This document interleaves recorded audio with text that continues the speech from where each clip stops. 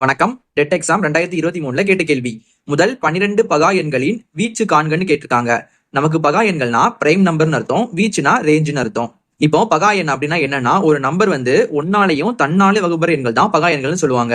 இப்ப நம்ம 8 எடுத்துக்கிறோம் அப்படின்னா, இந்த 8ங்கிறது நமக்கு 2ஆம் வாய்ப்பாலையும் வரும், அப்புறம் 4ஆம் வாய்ப்பாலையும் வரும், அப்புறம் 8ஆம் வாய்ப்பாலையும் வரும், அப்புறம் 1ஆம் வாய்ப்பாலையும் வரும். இந்த மாதிரி 4 வாய்ப்பால வருது. இதே நம்ம 5 எடுத்துக்கிட்டோம் அப்படின்னா, இந்த 5ங்கிறது 1ஆம் வாய்ப்பால வரும், அப்புறம் வந்து 5ஆம் வாய்ப்பால வரும். அதாவது ஒரு நம்பர் வந்து ஒன்னாலையும் அதே நம்பராலையும் வகுப்பற எண்கள் தான் பகா எண்கள். இதெல்லாமே பாத்தீங்கன்னா 1ல இருந்து 50 வரை உள்ள பகா எண்கள். நம்ம கேட்டுக்கிறது முதல் 12 பகா எண்களின், சரியா?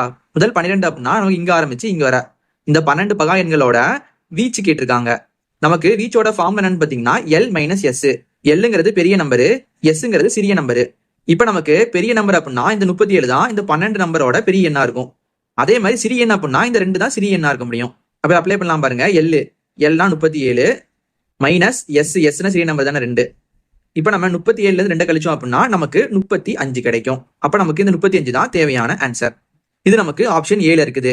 இதே மாதிரி முதல் 10 பகா எண்களோட வீச்சு என்னது நீங்க கீழே கமெண்ட் பண்ணுங்க.